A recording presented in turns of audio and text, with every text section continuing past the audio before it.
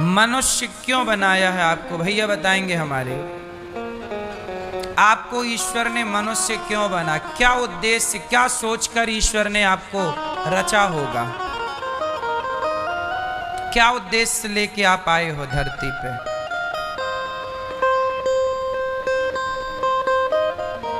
क्या गोल है आपका? क्या पाना है आपको?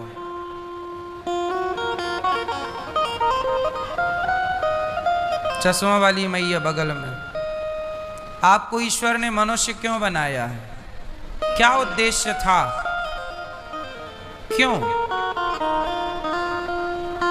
है? किसको पाना? भगवान को पाना। भगवान ने तो बनाई है या उन्होंने तो भेजा है? उन्होंने तो अपने से यहां भेजा। जाओ, क्यों भेजा?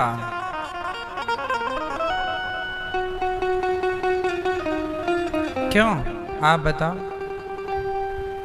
भगवान ने आपको मनुष्य क्यों बनाया है? भगवान का नाम जपने के लिए। जपते हो कितना?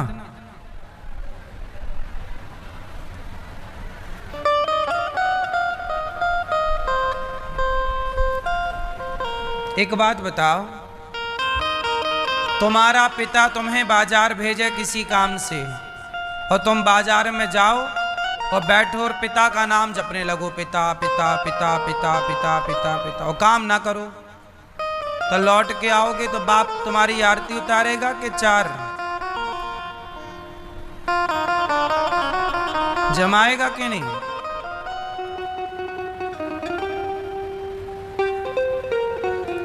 भगवान का नाम जपना भी इतना जरूरी नहीं है जितना जरूरी वो काम है जिस काम के लिए ईश्वर ने आपको भेजा है। पहले ये बताओ कि किस काम के लिए आए हो।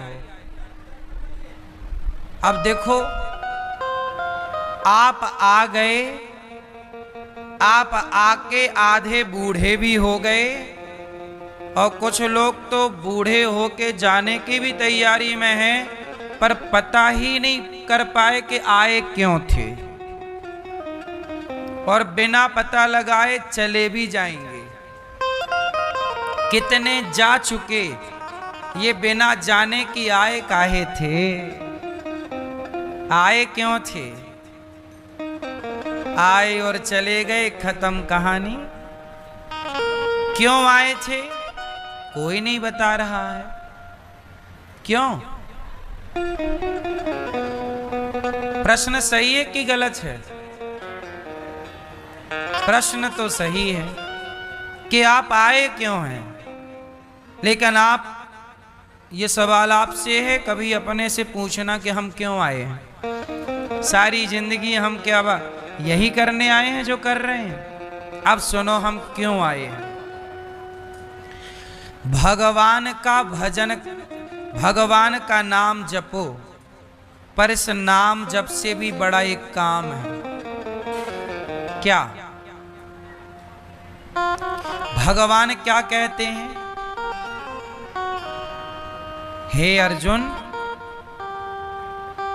रामचरितमानस में क्या कहते हैं, वेदों में क्या कहते हैं, पुराणों में क्या कहते हैं? धर्मो रक्षति रक्षिता। भैया आप सत्य बोलो, सत्यम वद। क्या, किस रास्ते पर चलो?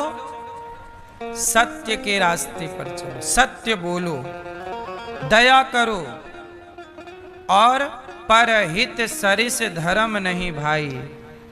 हम क्यों आए हैं संसार में? इसलिए आए हैं कि हमें कोई भी मिल जाए, चाहे कुत्ता मिले, गाय मिले, पक्षी मिले, पशु मिले, इंसान मिले, नारी मिले, पुरुष मिले, कोई भी मिले, यदि उसे दवाई की जरूरत है तो हम दवाई करके उसको उस दुख से दूर करें। भूखा है तो रोटी देकर उसका दुख दूर करें। मतलब हमें ईश्वर ने भेजा है कि जाओ तुम लोगों का दुख दूर करो जाओ, लोगों की हेल्प करो, लोगों की मदद करो। हम उद्देश्य क्या लेकर आए हैं? सर्वहिताय, सबका हित करने के लिए, सबका भला। सबका क्या करना है? सबका भला। लेकिन आज का आदमी इतना स्वार्थी हो गया कि सबका भला तो भूल गया, केवल खुद के भले में लगा है और खुद का भला भी नहीं कर पा रहा है। वो खुद के भले के चक्कर में खुद का बुरा कर लेता है। कैसे? जैसे आपने अपनी मां को घर से निकाल दिया, आपने चोरी कर ली कि पैसे कमा लेंगे, थोड़ा भ्रष्टाचार कर लें, कमीशन ले लें, रिश्वत ले लें, तो आपने ले लिया। इस चक्कर में तो लिया कि मैं पैसे वाला हो जाऊंगा, लेकिन वही रिश्वत, वही पाप अब तुम्हें भोगना पड़ेगा। कहां जाएगा? जो तुमने पाप कमाया है वो कौन लेगा? वो एक डाकू की कथा तो सुनी होगी। एक डाकू सबको लूटता था जंगल में,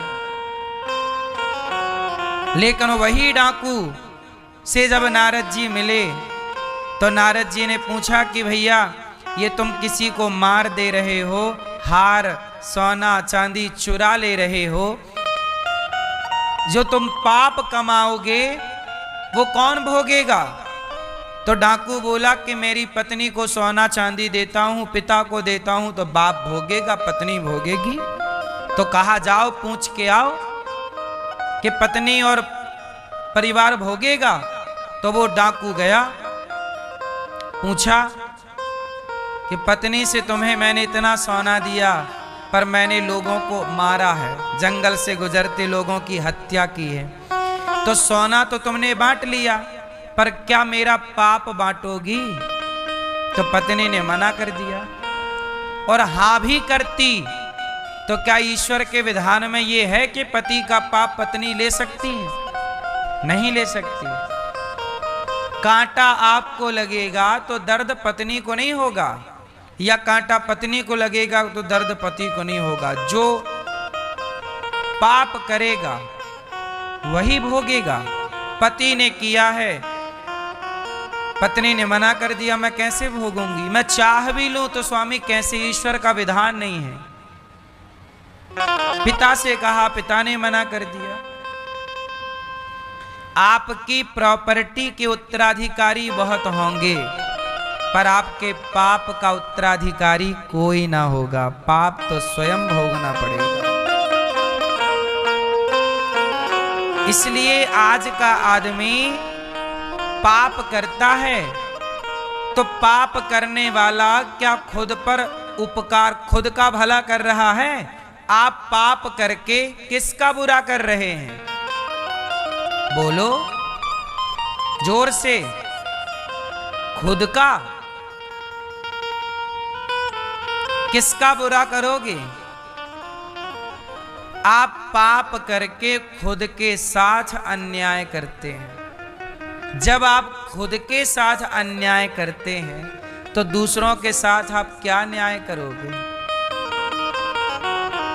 न्याय तो हरिश्चंद्र ने किया कि बाजार में बिक गए पर अपने सत्य को जाने नहीं दिया। न्याय तो दशरथ जी ने किया, मर गए पर वचन नहीं छोड़ा।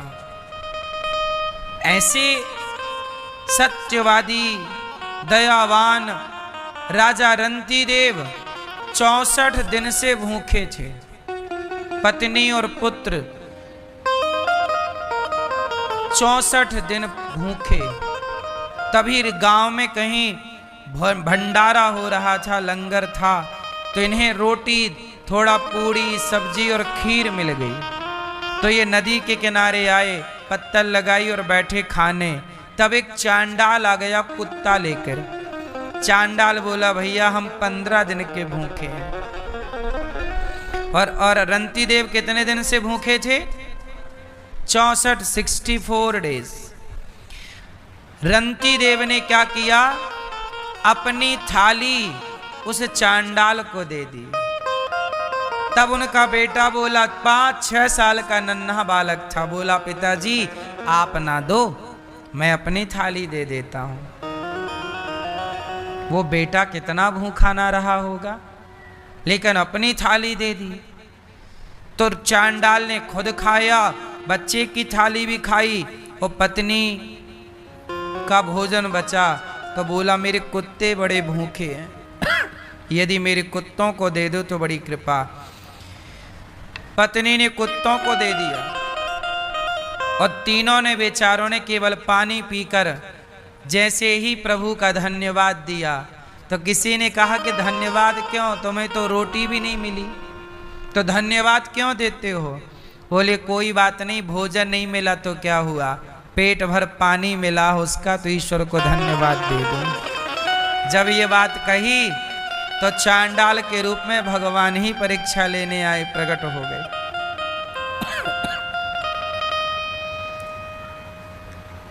अब बताओ, खुद भूखे रहकर लोगों का पेट भरना, ये है ना मानव जीवन की सार्थकता। लेकिन आजकल तो आदमी दूसरों की थाली से रोटियां छीन रहा है, दूसरों के पेट में लात मारे जा रहा है, और फिर कहता है कि मैं इंसान हूं। एक बात बताओ, क्या ईश्वर ने आपको इसीलिए भेजा था कि जाओ तुम दूसरों का हक मार के खा जाना, जाओ तुम भ्रष्टाचार करना, तुम देश के साथ गद्दारी करना, तुम लोगों को ठगना छलना? क्या ईश्वर ने हम सबको इसलिए भेजा है? बोलो मेरी माँ, पूछना ये सवाल सब लोग अपने आप से कि इस संसार में आने का मूल उद्देश्य क्या है, क्या करने आए हैं हम सबके काम आए, सबकी सेवा करें। इसलिए ये दास अनिरुद्ध को जब भगवान ने मनुष्य का शरीर दिया तो मैं बहुत खुश हूं इस बात से कि परमात्मा ने मुझे 84 लाख योनियों से निकालकर ये सुंदर मानव के शरीर में बिठाया। अब इस शरीर से जितना हो सके सेवा कर लूं, क्योंकि ये शरीर आज है कल नहीं रहेगा। ये शरीर भी मेरा रोज जा रहा, मैं रोज मर रहा हूं। बोलो हाँ, मैं 34 साल का हूं तो मेरे जीवन के 33 साल मर ही तो गए। मैं 34 वर्ष का हूं तो मेरे जीवन के 33 साल क्या हुए? मर गए। मेरा लड़कपन मर गया, मेरी जवानी मरी जा रही है। मैं अपने से सवाल करता हूं अनिरुद्धाचार्य, तेरा लड़कपन मर गया, ये जवानी मरी जा रही है, ये बता तूने क्या पाया इस शरीर को पाकर? तो मैं ईश्वर से कह पाऊंगा कि प्रभु आपने शरीर दिया था तो मैंने किसी का गला नहीं दबाया, किसी की थाली से रोटियां नहीं छीनी, बल्कि सबको सबकी थालियों तक रोटी पहुंचाने का काम इस शरीर ने किया है। इसलिए गौरी गोपाल लंगर चलता है, भंडारा। 25 से 30 हजार लोग पर डे भोजन करते हैं यहाँ पर, आप चेक कर सकते हैं। सबको रोटी देना, किसी की रोटी ना छीनना, यही हम करने आए हैं। आजकल बेटा अपने माओ को घर से निकाल रहे हैं, तो उन बेसहारा माओ को ये दास अनिरुद्ध यहाँ सेवा करता है, रखता है। 308 वृद्ध माँ यहाँ रहती हैं, वही माएँ जिनको अपने बच्चों ने घर से निकाल दिया। ये करने आए हैं हम। इंसानियत का मतलब क्या है? हम भी यदि तुम्हारे पेट पे लात मारने लग जाएं, हम भी तुमसे नफरत करने लग जाएं, हम भी छल कपट करने लग जाएं, तो बताओ क्या ईश्वर ने हमें ये सुंदर शरीर आपको धोखा देने के लिए दिया है? आज सच बताना, इंसान इंसान को धोखा दे रहा है कि नहीं? बेटा अपने माँ को धोखा दे रहा है, अपने बाप को धोखा दे रहा है। सवाल है, क्या हम ये धोखा देने आए हैं?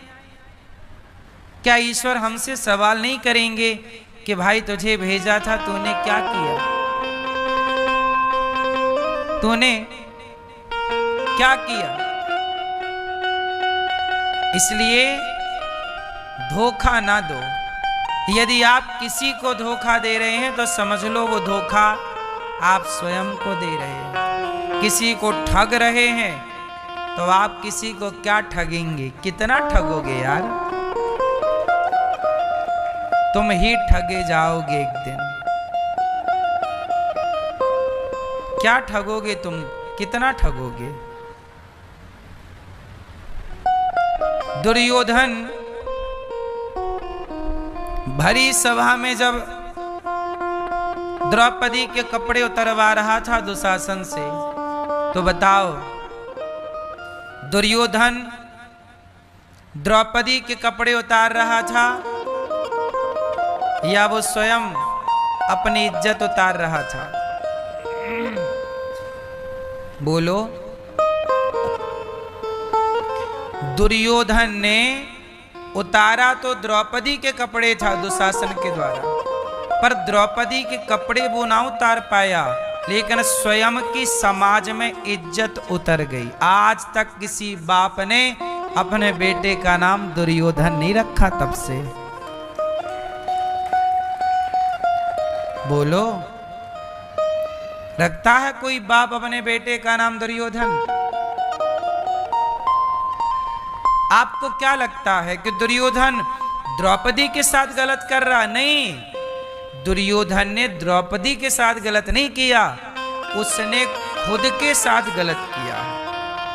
इसलिए सजा द्रौपदी को नहीं मिली, सजा अंत में दुर्योधन को मिली। बोलो हाँ। आज युगों के बाद भी उस दुर्योधन का समाज में सम्मान स्थापित ना हो सका। रावण, आपको क्या लगता है रावण ने सीता को दुख दिया? सीता मां को कितना दुख दिया रावण ने? जितना दुख दिया, रावण के सामने रावण के 1,00,000 बेटे मर गए। पूछो उस बाप से जिस बाप के आगे उसके बेटे मर जाएं। इस धरती का सबसे बड़ा दुख जानते हो क्या है? पिता के आगे पुत्र की मृत्यु, यही सबसे बड़ा दुख है।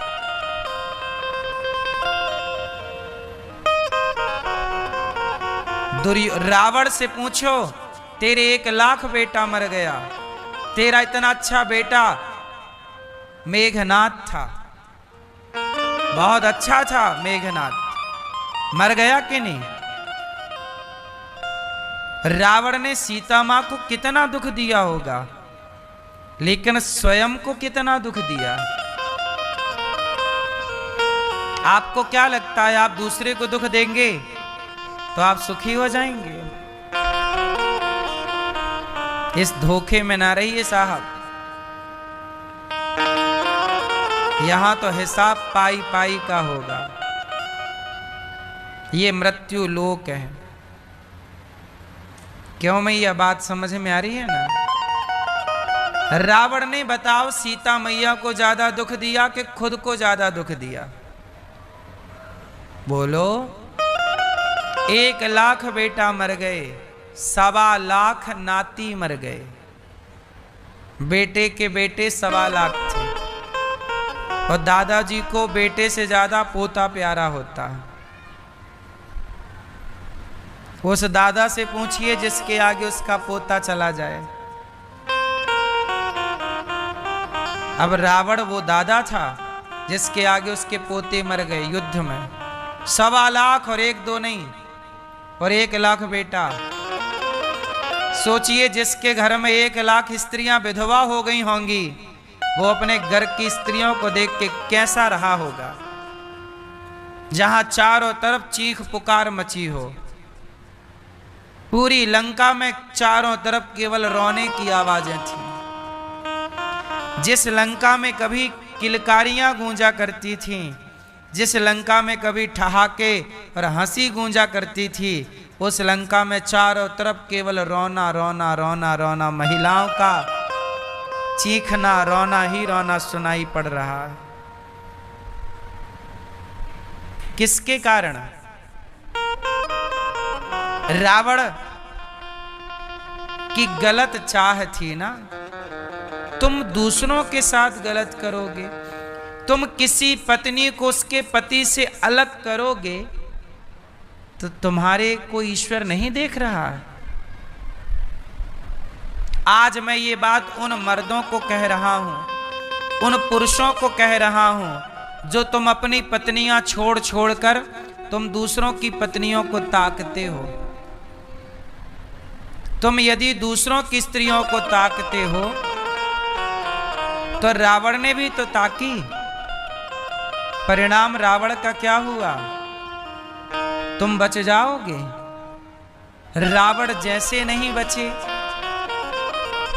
तुम किस खेत की मूली हो। इसलिए बचो गलत काम करने से। ये कथाएं, ये इतिहास केवल पढ़ने के लिए नहीं है, जीवन में उतारने के लिए है। इस रास्ते पर चलने के लिए है कि हम ये गलतियां ना करें। इतिहास में हुई थी तो परिणाम क्या हुआ, हम करेंगे तो परिणाम क्या होगा। आज एक स्त्री गलत करती है तो क्या उसकी सजा उसके पूरे परिवार को नहीं मिलती? बोलो। अब बताओ, अभी एक लड़की ने अपने पति को हनीमून मनाने के बहाने और खाई में मार के फेंक दिया। राजा नाम का लड़का, सोनम नाम की लड़की। चलो, वो सोनम ने तो पति का मर्डर किया अपने यार के लिए, और वो तो जेल में बैठ गई। लेकिन एक बात बताओ, क्या आज भी उसके पिता को, उसकी माँ को, उसके भाई को, क्या आज भी समाज सजा नहीं दे रही है? गलती तो उस लड़की ने की, पर समाज की नजरों से तो उसका भाई भी गिर गया ना। समाज क्या उस भाई को, उस पिता को, उसकी मां को सम्मान देगा?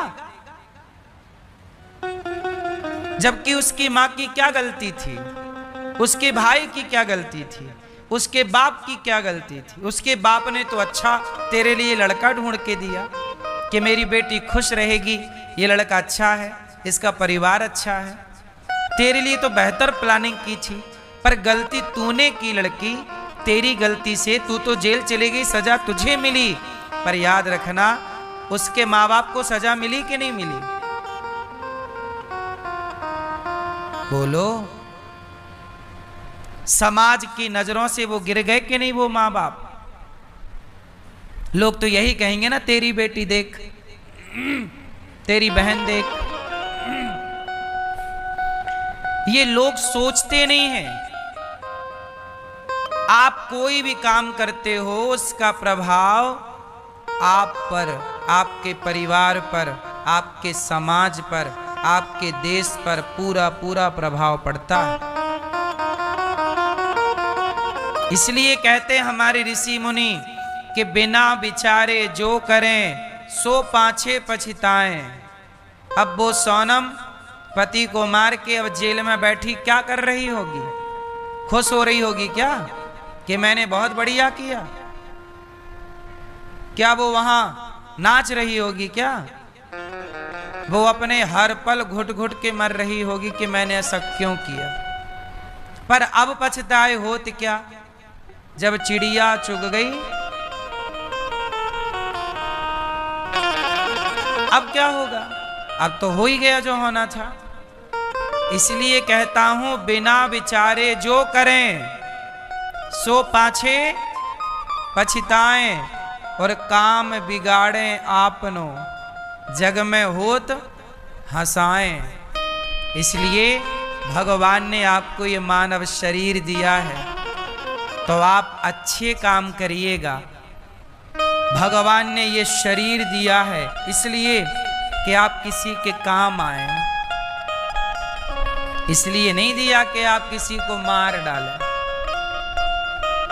किसी के साथ गलत करें। इसलिए दास अनिरुद्ध, इन हाथों से मैं किसी का गला कभी नहीं दबा सकता।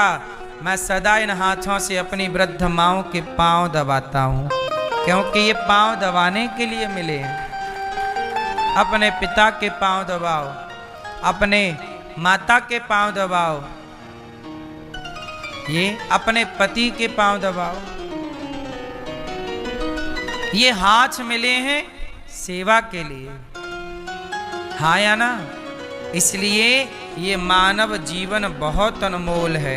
हम मर के जाएंगे तो भगवान हमसे पूरे 100 वर्षों का हिसाब मांगेंगे। मेरी उम्र जितनी होगी 50 होगी तो 50 वर्ष का मुझे हिसाब देना पड़ेगा।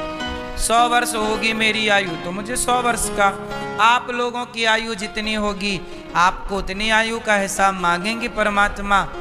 देना मेरी माँ, हिसाब तो देना ही पड़ेगा। क्यों भैया, कि नहीं देना पड़ेगा? यहाँ की सरकार को हिसाब देना पड़ता है साल में मार्च के बाद।